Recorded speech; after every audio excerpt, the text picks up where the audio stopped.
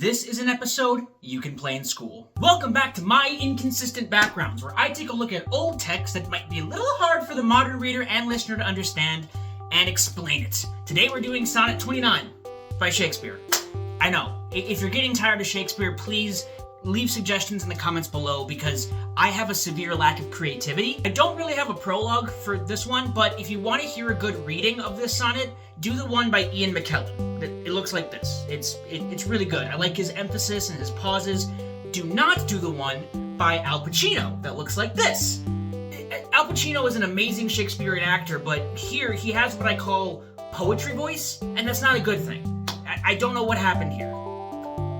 The Patrick Stewart one's pretty good too. Sleep well. But in order for you to understand why I like one and not the other, you have to know what the poem means.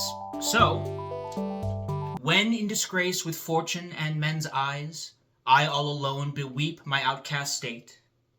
So this is not a full sentence, but he's starting the idea, which is when I am in disgrace with fortune, meaning when I do not have fortune, or when I am in disgrace with men's eyes, when people look on me with disgrace. So when I do not have fortune, and I do not have people's favor, and I all alone beweep my outcast state, when I am sad about these things. So when the far off day comes, I have no money, I do not have anyone's favor, I hate that fact, and trouble deaf heaven with my bootless cries, and look upon myself, and curse my fate.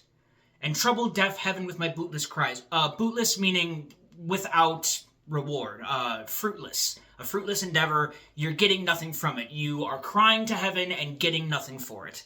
And he's saying deaf heaven because when he prays for salvation or when he prays for mercy and none comes, when heaven is deaf to his prayers. Have you ever heard that line in some kind of story? Like, your prayers fall on deaf ears or something like that. So when he's saying, when I am broke, when I am unliked, when I curse my fate, when deaf heaven does not hear me.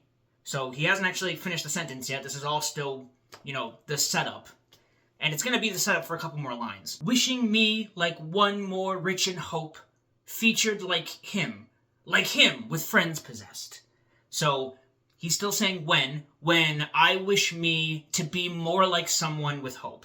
When I wish to be like this other person who has not only hope, but has a reason to hope. Because it's a lot easier to hope when you have something to put your faith in.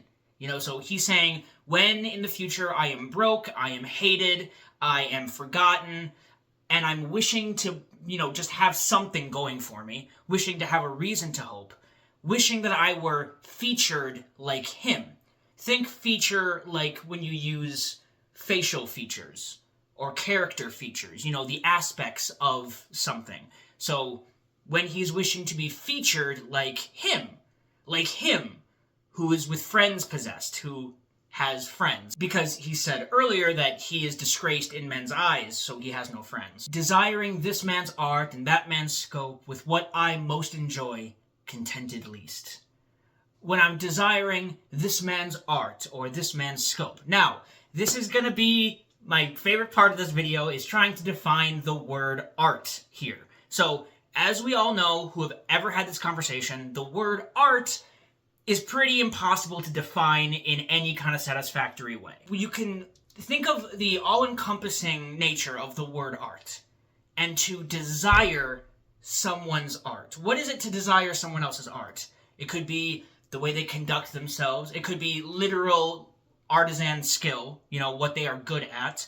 Maybe just someone's demeanor. It could be really anything about this person. To desire someone's art is to, in a way, it's a very vague idea, but it's very complete. At least it feels that way to me. So, desiring this man's art and that man's scope.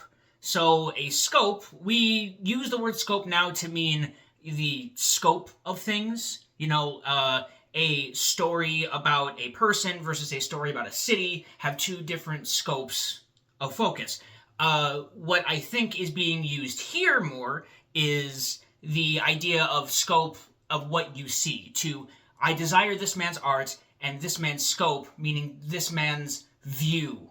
I want life from his perspective because I have nothing, but this person has more than me. And when I desire his scope, I desire that perspective and place in all of this. With what I most enjoy, contented least. Meaning, with what I most enjoy, the things in life that I love most, I have little to none of.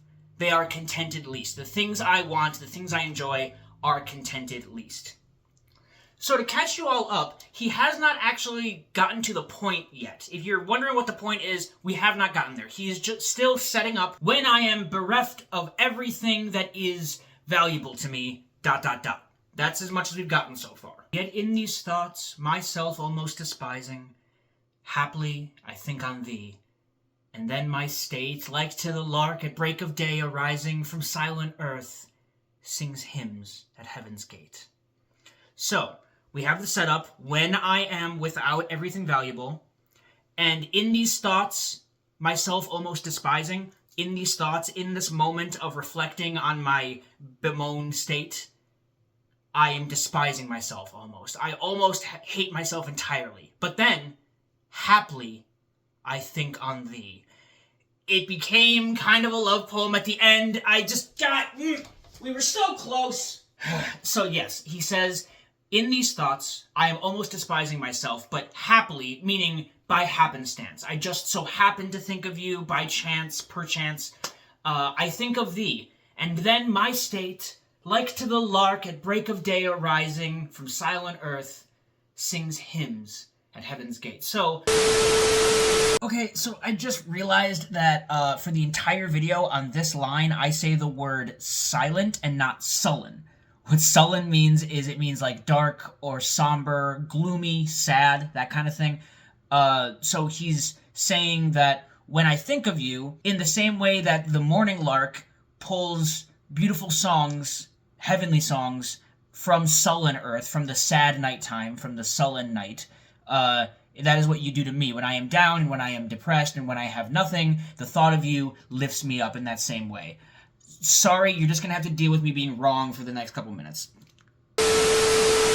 My thoughts that are bleak, they turn to you. I think of you, and then I feel my state, I feel my thoughts rising like the lark does, from night to day. The lark, breaks the silence of night and greets the morning and sings hymns at heaven's gate. What more happy, evocative image could you think than a lark singing hymns at heaven's gate at break of day? It is literally just concentrated sunshine, that line is. For thy sweet love remembered such wealth brings, that then I scorn to change my state with kings. So now, at the conclusion of this poem, we learn that it was about a love interest all along. Because when I remember your sweet love, me remembering your sweet love, your love on my brain, brings me such wealth that as long as I have your love, even if I'm disgraced in money and fortune and blah, blah, blah, all the other lines, even in that, I would not change my state with kings. I would not want to become a king if it meant not having your sweet love. So as frequent viewers know, I have a problem with love poetry. But I like this one because out of the 14 lines, 9 of them paint a very evocative image that I think a lot of people in this day and age can relate to. So even though the end of the poem reveals its intentions to be, oh, no matter how bad things get, as long as I have your love, everything's fine. That's basically what this poem is saying, right? But I love the images in the first 9 lines of this person who has lost everything. And it really concentrates the idea of what it means to have lost everything. What is it that we as people value universally that if taken away, everybody would be in a bad mood about it? It's fortune. It's to be disgraced in money, not have money. To be disgraced in men's eyes. To pray, to hope, to plead to some power that does not seem to listen or care. What also bothers us to our core is seeing other people have what we don't. Looking on people who are more graceful, more wealthy, more sophisticated, loved by the people we want to be loved by. It's not just suffering to go without. It's suffering to go without amongst people who have. Now, I subscribe very heavily to the idea that you should never compare yourself to others because You are not them, and in many ways, you are not like anyone else. However, when you are embarrassed around people who aren't, when you are poor around people who aren't, when you are a failure around people who aren't, isn't it a little difficult to not see yourself in them, or to not feel judged with their eyes on you because they clearly know something that you don't? And this is where Shakespeare and I split. Shakespeare seems to have this idea that somebody's love, someone's special, that their love would be enough to erase or outweigh the pain of this bemoaned state of having nothing and seeing people who have. As long as you have someone who sweetly and dearly and honestly loves you, that it's enough. And you realize that you don't need all these things, and that the comparisons are less painful as long as you are loved. And there is a part of me, a wiser part of me, that does see the point in that. There is a juvenile part in me that is a little, that just sees this as another love poem, another way for him to say, oh, I love you. How much do I love you? Well, I love you so much that in the worst state of affairs, your love would be the most valuable thing to me, and I would keep all the pain in the world just to have your love. I want to believe that the world works like that, but for some reason I have just this, it feels like an excuse for a love poem rather than true wisdom of what it's like to be a failure. Okay, so now that I've blathered on a little bit, let's run through the poem one more time with fresh ears and new understanding, and then tell me in the comments below how this reads to you. When in disgrace with fortune in men's eyes, I all alone beweep my outcast state, and trouble deaf heaven with my bootless cries, and look upon myself and curse my fate. Wishing me like one more rich in hope, featured like him with friends possessed, desiring this man's art and that man's scope, with what I most enjoy contented least. Yet in these thoughts, myself almost despising, haply I think on thee. And then my state, like to the lark at break of day, arising from silent earth, sings hymns at heaven's gate. For thy sweet love remembered such wealth brings, that then I scorn to change my state with kings. Thank you so much for watching. I hope it was informative and insightful and entertaining and, all the things edutainment is supposed to be. I do stream once a week on Wednesdays on twitch.tv/thecasualprophet, in case you're wondering what the TCP stands for. Bigger announcement. I have a music project that is completely separate from what I'm doing here on this channel, but I've been working on it for a long time. YouTube, Quiver the Busker, or TikTok, Quiver the Busker. If you are a fan of folk music or punk music, I would like you to explore that and see what I'm like in my off hours away from my love of literature. Okay, now that that's out of the way, just remember, subscribe to YouTubers that you like. As long as you do that, I got no qualms with you. Well, until next time. Old Turnip Top, good night.